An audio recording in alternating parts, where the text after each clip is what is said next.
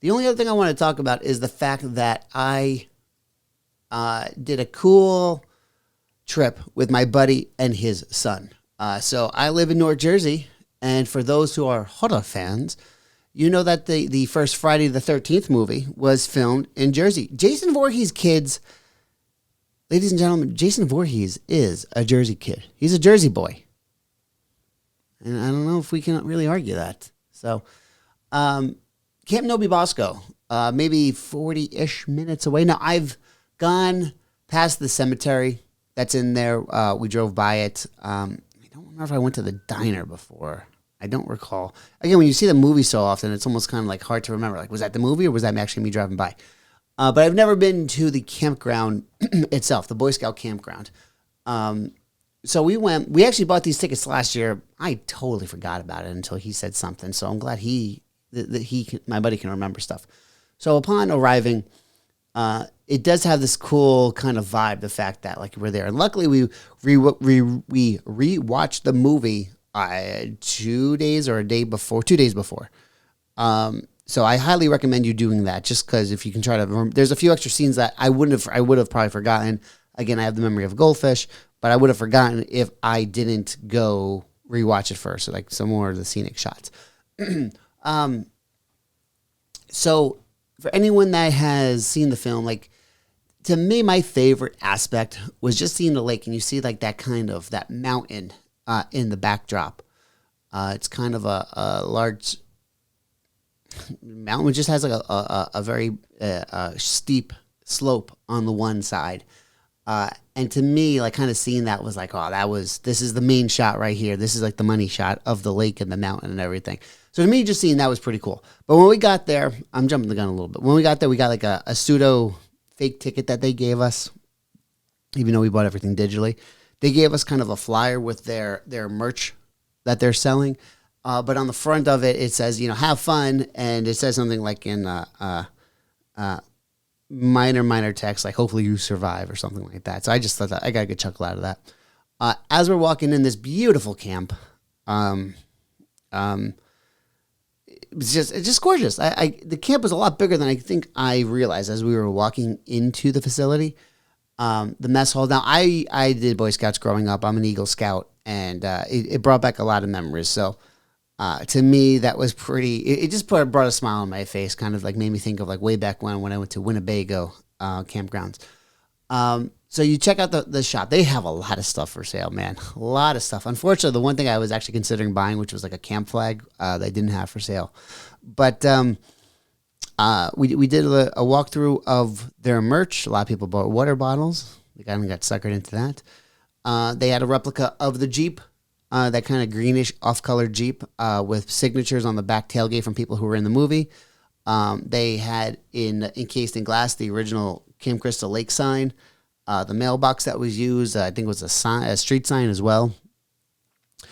And then when you walk down from there, when you see that lake, when you see the lifeguard tower, it just makes you smile, man. It was just so cool. Now, we were probably there for about 2 hours, and it didn't feel like 2 hours. It was great. Thankfully, the weather held out. It was raining the day before, so like we needed to wear like some like good shoes or boots.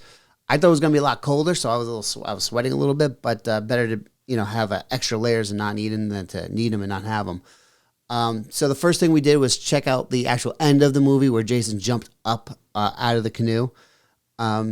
Again, the way they shot everything looked the lake area itself just to me felt a lot bigger than what it was in person, which is just all about the angles. So it was really cool seeing that. That was probably my favorite aspect. We walked around. We saw it was pretty much a giant cabin that they converted to make it look like bathrooms and showers. So that was pretty sweet. What else? We saw the cabin where Kevin Bacon got the arrow through the neck. Again, the cabins look a lot smaller than they did in person. Pretty cool. They didn't have the original ramps that they had sitting on the lake. They had some like replacements, but whatever. That's fine. I'm not going to be that nitpicky. Where they played strip Monopoly, one of the kitchen scenes as well. It's amazing that they were able to keep a lot of these structures around.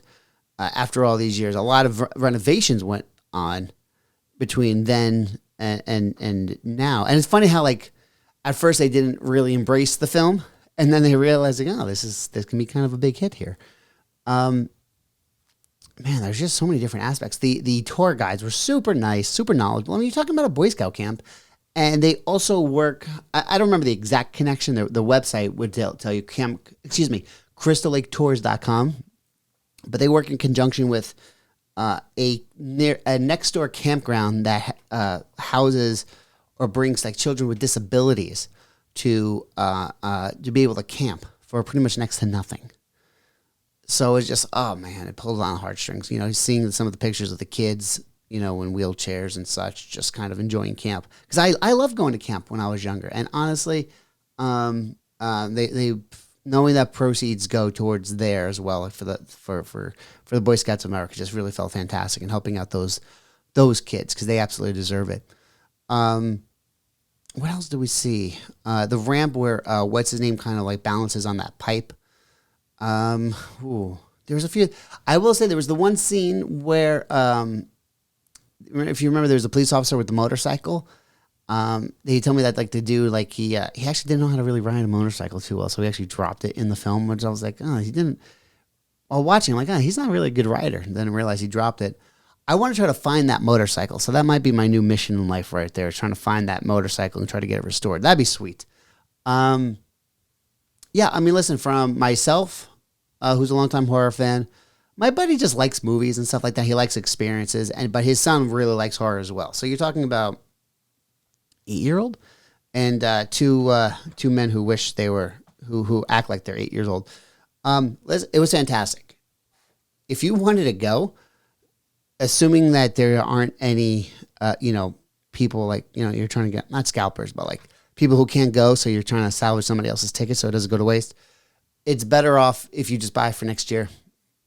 Get it done now so you can watch it and experience it in preparation.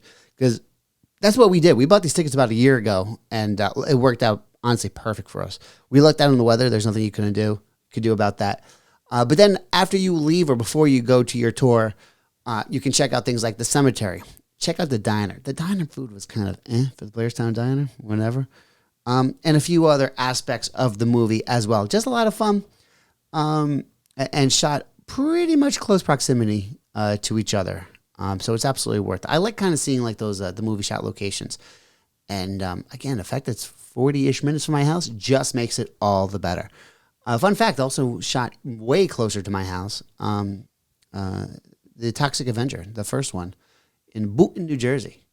It's funny how you can actually see, you can easily see where Toxie was thrown out the window into the vats of chemicals and everything. So pretty cool stuff. Again, but going back, CrystalLakeTours.com, really good time. Amazing people running. I cannot give them enough credit. And I would go back because they have different tiers for like overnight stuff, or if you want to just go for a late night tour. So check it out. It's fun. You're going to enjoy it. And even if you're not into horror movies, I think it's worth going because it's kind of cool seeing that magic from behind the scenes.